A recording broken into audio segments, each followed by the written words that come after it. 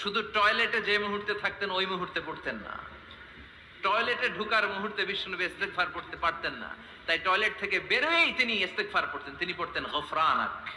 কি পড়তেন? গফরানাক মানে হলো আস্তাগফিরুল্লাহ। গফরানাক মানে কি? গফরানাক মানে আল্লাহ আমি আপনার ক্ষমা চাই, মানে আস্তাগফিরুল্লাহ। আবার বিষ্ণুই বলতেন মান লাযামাল ইস্তিগফার জাআলাল্লাহু লাহু মিন কুল্লি দিকিন মাখরাজা। যে ব্যক্তি সব সময় ইস্তেগফারের সাথে লেগে থাকে তাকে সব সময় বিপদ থেকে মুক্তি দিবে কে? আমাদের জীবনে বিপদ আছে না নাই? কত ধরনের বিপদ। যে কোনো সময় অসুস্থ হয়ে যেতে পারি, যে কোনো সময় দুর্ঘটনার কবলে পড়তে পারি, যে কোনো সময় গুম হয়ে যেতে পারি।